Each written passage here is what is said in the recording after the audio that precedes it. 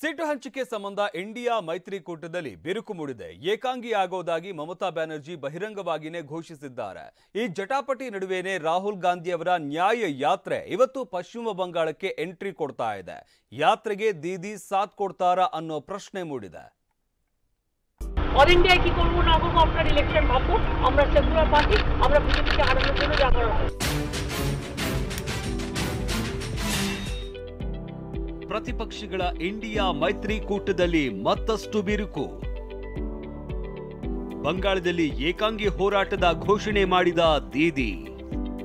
ಮುಂಬರುವ ಲೋಕಸಭಾ ಚುನಾವಣೆಯಲ್ಲಿ ಮೋದಿ ಅಶ್ವಮೇಧ ಯಾಗವನ್ನ ಕಟ್ಟಿಹಾಕುವುದಕ್ಕೆ ಪ್ರತಿಪಕ್ಷಗಳೆಲ್ಲ ಒಗ್ಗೂಡಿವೆ. ಇಂಡಿಯಾ ಮೈತ್ರಿಕೂಟ ಸ್ಥಾಪಿಸಿಕೊಂಡಿವೆ. ಆದರೆ ಇಂಡಿಯಾ ಮೈತ್ರಿಕೂಟದಲ್ಲಿ ಎಲ್ಲವೂ ಸರಿಯಿಲ್ಲ ಅನ್ನೋದು ಮತ್ತೆ ಸಾಬೀತಾಗಿದೆ. ಅರವಿಂದ್ ಕೇಜ್ರಿವಾಲ್, ಮಮತಾ ಬ್ಯಾನರ್ಜಿ, ನಿತೀಶ್ ಕುಮಾರ್ ಇಂಡಿಯಾ ಭಿನ್ನ ದಾರಿ ಹಿಡಿದಂತೆ ಕಾಣ್ತಾ ಇದೆ. ಅದರಲ್ಲೂ ಬಂಗಾಳದಲ್ಲಿ ಸೀಟು ಹಂಚಿಕೆ ವಿಚಾರದಲ್ಲಿ ಕಾಂಗ್ರೆಸ್ ವಿರುದ್ಧ ದೀದಿ ಬಹಿರಂಗವಾಗಿಯೇ ಜಿದ್ದಿಗೆ ಬಿದ್ದಿದ್ದಾರೆ. ಬಂಗಾಳದಲ್ಲಿ 42 ಕ್ಷೇತ್ರಗಳಿವೆ. ಕಾಂಗ್ರೆಸ್ಗೆ ಬರೀ 2 ಸೀಟು ಕೊಡೋದು. ಯೋಗೇಶ್ ಮೇಕಪ್ ಮಾಡಿ ತಿಂಗಳಿಗೆ 2 ಲಕ್ಷದವರೆಗೆ ಸಂಪಾದಿಸ್ತಾರೆ. ನೀವು ಕೂಡ ಅವರಿಂದ ಕಲಿಬೇಕಾ? ಅವ್ರ ಜೊತೆ ವಿಡಿಯೋ ಕಾಲ್ ನಲ್ಲಿ ಮಾತಾಡಬೇಕಾ?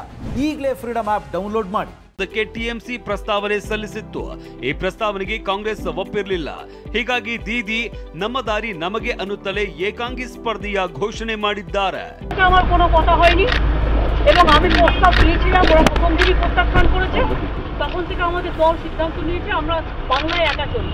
ইভেন ওরা যে আজ থেকে র্যালি করেছে আমাদের একবার as a matter of country, আমি ইন্ডিয়ার অ্যালায়েন্স আমাকে একবার জানিয়েছে দিদি আপনার রাজ্যে যাচ্ছি না, জানায়নি। সুতরাং আমার সাথে কোনো সম্পর্ক নেই বাংলার ব্যাপারে। অল ইন্ডিয়ায় কি করবো না করবো আপনার ইলেকশন ভাববো। আমরা সেকুলার পার্টি, আমরা বিজেপিকে হারানোর জন্য যা করার হবে। ಇಂದು ಬಂಗಾಳ ಪ್ರವೇಶಿಸಲಿದೆ ರಾಹುಲ್ರ ನ್ಯಾಯ ಯಾತ್ರೆ. ಮಮತಾ ಏಕಾಂಗಿಯಾಗಿ ಸ್ಪರ್ಧೆ ಘೋಷಣೆ ಮಾಡಿದ ಬೆನ್ನಲ್ಲೇ ಅಸ್ಸಾಂನಿಂದ ರಾಹುಲ್ ಕೈಗೊಂಡಿರುವ ಭಾರತ ಜೋಡೋ ನ್ಯಾಯ ಯಾತ್ರೆ ಇವತ್ತು ಪಶ್ಚಿಮ ಬಂಗಾಳ ತಲುಪ್ತಾ ಇದೆ. ಹೀಗಾಗಿ ರಾಹುಲ್ಗೆ ದೀದಿ ಸಾಥ್ ನೀಡ್ತಾರಾ ಅನ್ನೋ ಪ್ರಶ್ನೆ ಎದುರಾಗಿದೆ.